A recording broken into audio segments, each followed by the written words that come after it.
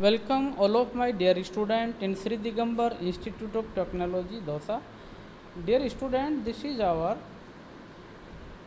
32 video lectures on structures and format of technical reports in technical communication.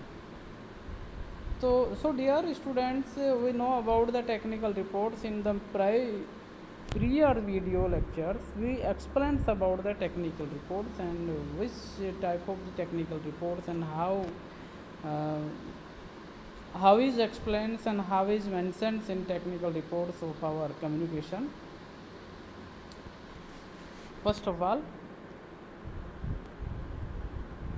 general format. Technical reports have an organized format because a majority of your audience may not read the entire report in one reading. सामान्य जो format होता है report का वो इस तरह का होता है कि उसमें आम आदमी कोई सा भी कुछ भी पढ़ सकता है, लेकिन टेक्निकल रिपोर्ट जो होती है उसके अंदर an organized format because a majority of your audience may not read the entire report in one reading. केवल मात्र स्पेसिफाइड ऑडियंस ही आपकी टेक्निकल रिपोर्ट को स्टडी करेंगे, वो समझेंगे। आम आदमी से ये चीज़ बिल्कुल परे रहेगी। आम आदमी केवल जनरल फॉर्मेट के ऊपर या जनरल रिपोर्ट्स को पढ़ लेंगे, लेकिन टेक्निकल रिपोर्ट्स के अंदर वो टेक्निक अपनाई जाती है कि सारी इन्फॉर्मेशन को इस तरह से इंक्लूड करके उसमें पुटअप किया जाता है ताकि स्पेसिफाइड पर्सन उस बात को ढंग से समझ सके।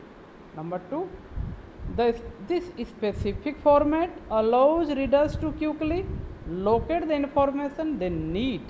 तथा इस तरह के फॉर्मेट में या टेक्निकल रिपोर्ट्स के अंदर ऑडियंस केवल मात्र उन तथ्यों को या सूचना को ही कलेक्ट करते हैं जिनकी उनको तलाश है, नीड है।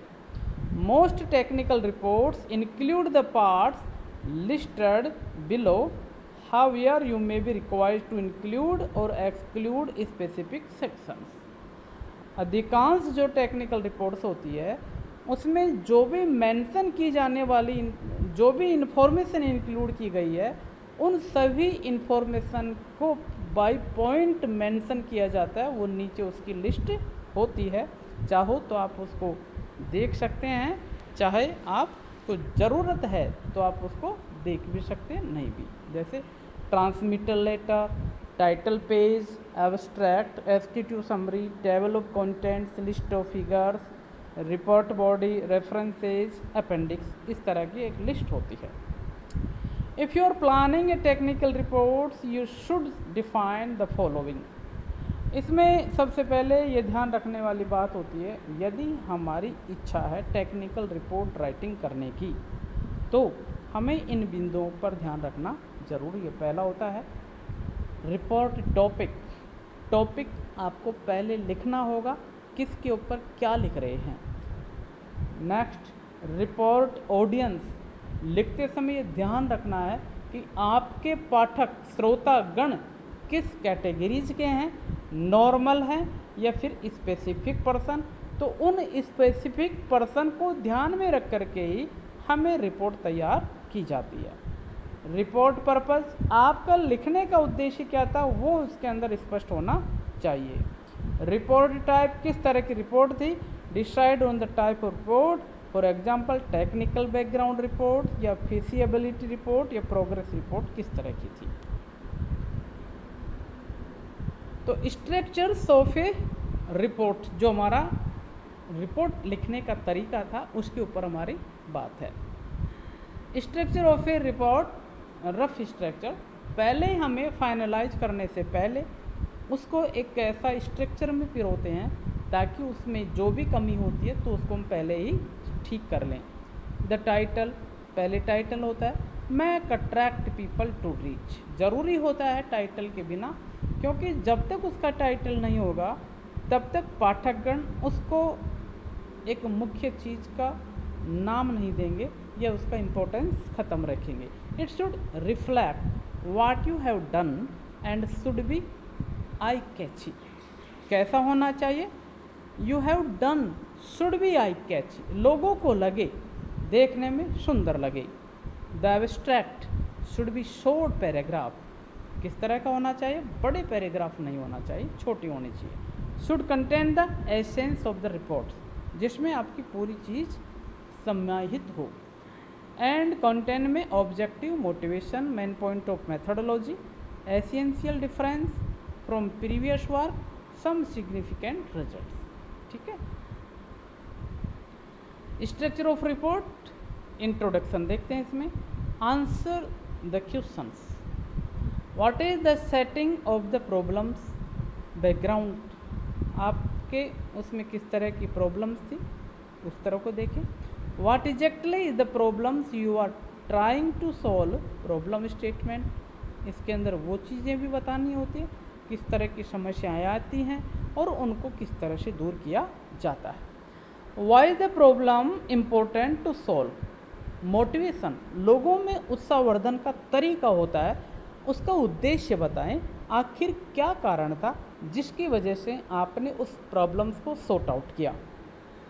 Is the problem unsolved, statement of past related work, अगर कोई समस्या जो कि त्यों या जस की तस बनी हुई है तो उसका एक रीज़न पुट आउट करें कि इस कारण से इस प्रॉब्लम में ये दिक्कत है। How have you solved the problem, essence of approach, what are the main results, main summary of the results, how is the rest of report, organized flow of ideas, ये सारी चीज़ें हमें उस इंट्रोडक्शन में इंक्लूड करनी होती है। Background कैसा होना चाहिए? Return given if there is sufficient background for understanding of the reader before knowing the details, मतलब रिपोर्ट को देखते ही उसके बैकग्राउंड के तरीके को समझ जाए कि इसका अर्थ या किस तरह की रिपोर्ट हो सकती है।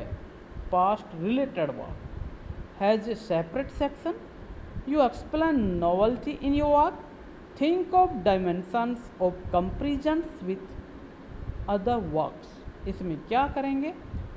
पिछले कार्यों के बारे में भी आपको इसमें बताना होगा और ये दिखाना होगा कि आपने कौन कौन से क्षेत्रों को कवर किया गया है। Placement of the related work, उस कार्य की जगह दूसरा कोई कार्य आपने लिया तो उसका भी आपको पर्पस देना होता है।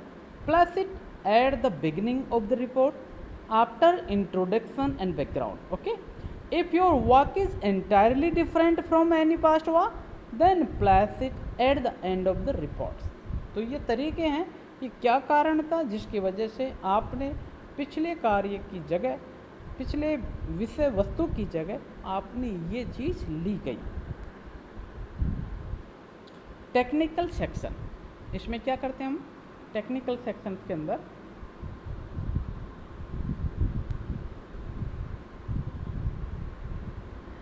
The report can be divided into multiple section. अगर टेक्निकल सेक्शन में हमें किन किन चीज़ों के बारे में इंफॉर्मेशन देनी है उन सब के सेक्शन अलग अलग डिवाइडेड कर दें। The organization is problem specific, इसके अंदर ये भी प्रॉब्लम्स का एक कॉलम होता है जिसके अंदर किस तरह की प्रॉब्लम्स आई वो भी हमें एक्सप्लेन करनी होती है। सेपरेट सेक्शंस में be for design methodology, experimental methodology और प्रूविंग सम फैक्ट्स, इसके अंदर ये सारी चीज़ें होती है।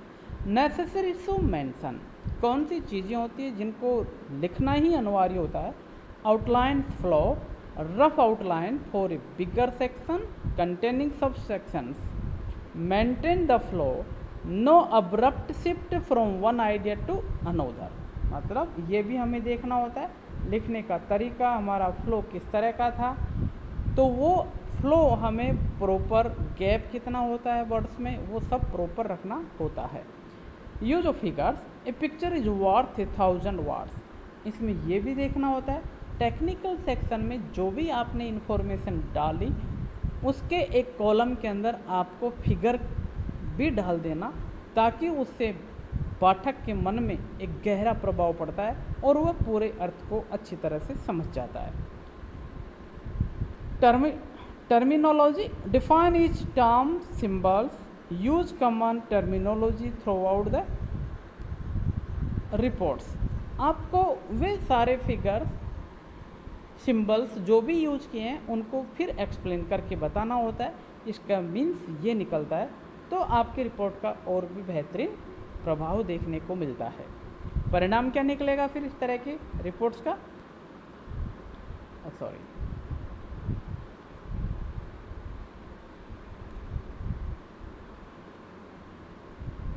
एक minute. Results, use separate section for experimental design papers.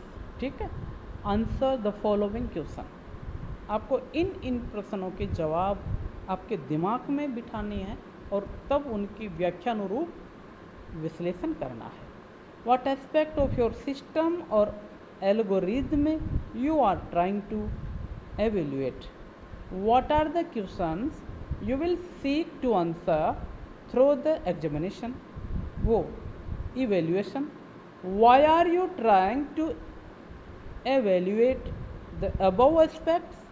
It proposed an algorithm or design. What are the cases of comparison? What do you compare it with? What are the performance metrics or why? What are the parameters under study? What is the experimental setup? What are the results? Why do you the results look the way they do? इन सभी प्रश्नों का जवाब हमारे मस्तिष्क में होना चाहिए during the time of technical report के दौरान। Future work, in some cases combined with conclusion section, status problems you have not considered and possibilities for further extension. आपको उन 80 समस्याओं की भी व्याख्या ये बताना चाहिए जिसके ऊपर आपने गौर नहीं किया और आगे समय के लिए उनके बारे में आपकी क्या योजना है, किस तरह से उसको आप शूट आउट कर पाएंगे।